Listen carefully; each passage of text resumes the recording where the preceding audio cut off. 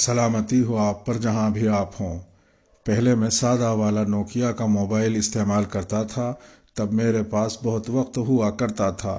خوب جی بھر کے ہر موضوع کی کتابیں پڑھا کرتا تھا، دیر رات تک بھی۔ وقت بدلا تو موبائل بھی بدل گیا۔ ڈیٹا مہنگا تھا، 1 مہینے میں 1 GB ملتا تھا۔ ملٹی میڈیا موبائل ہونے کے باوجود 1 GB ڈیٹا مہینے بھر بچا بچا کر چلا لیتا تھا۔ کتابوں کے لیے مختص وقت میں تھوڑی سی کٹوتی ہوئی، مگر پھر بھی مطالعہ جاری رہا۔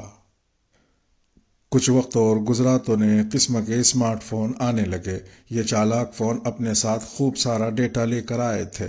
ٹیلی کام کمپنیوں کے درمیان مقابلہ آرائی شروع ہو گئی، اور اس مقابلے نے صارفین کو سہولتوں کی سوغاتیں دیں۔ اتنی سہولتیں ملی کہ کل تک جو 1 GB ڈیٹا ہم 1 مہینے میں استعمال کرتے تھے، اب 2 GB 3 GB اور بعض اوقات 4 GB ڈیٹا بھی کم پڑنے لگا۔ اس چالاک فون نے بڑے ہی غیر محسوس طریقے سے ہماری کتابوں کو ہمارے بستر سے اٹھا کر الماریوں میں دھکیل دیا۔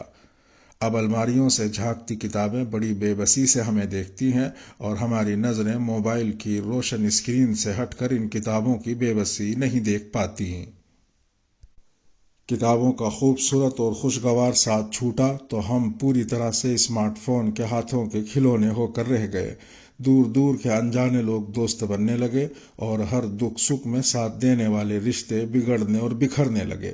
کتابیں تکیے کے نیچے سے چپ چاپ سرک کر کہیں دور جا پڑی، اور موبائل جیب سے نکل کر کھانے کی میز سے ہوتے ہوئے بستر کے اندر تک پہنچ گیا۔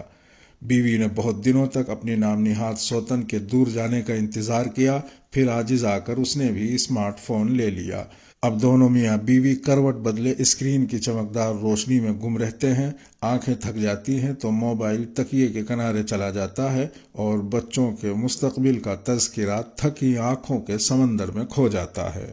کتابوں کے ہر 2-4 صفحے پر کہیں نہ کہیں جھوٹ کی عادت پر تنبیہ ہوتی تھی، نفرت کا اظہار ہوتا تھا، مگر موبائل نے ہمیں ہر 2-4 منٹ یا گھنٹے بعد جھوٹ بولنا سکھا دیا، اور ہم شرمندہ بھی نہیں ہوتے۔ کتابیں سچ بولنے کی تلقین کر کے ہمیں پرسکون کر دیتی تھیں، مگر موبائل فون نے جھوٹ پر جھوٹ بلوا کر ہمیں مسلسل ذہنی تناؤ میں مبتلا کر دیا، اور یہ ذہنی خلش ہمارے رشتوں اور کاروبار کو بری طرح متاثر کرنے لگی۔ ہم نے چالاک فون کو وقت گزاری کا ذریعہ بنا لیا تو ہمارا اچھا وقت بھی ہم سے اجنبی کی طرح ملنے لگا۔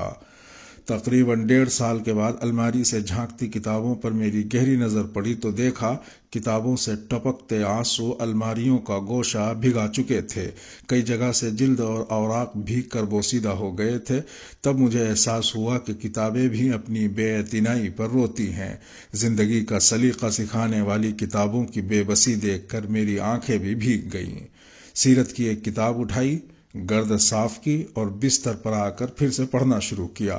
عرب کے ریگزاروں کی ریت دھیرے دھیرے میری آنکھوں میں اٹھنے لگی، اور اس ریتیلی دھند میں حروف چمکنے لگے۔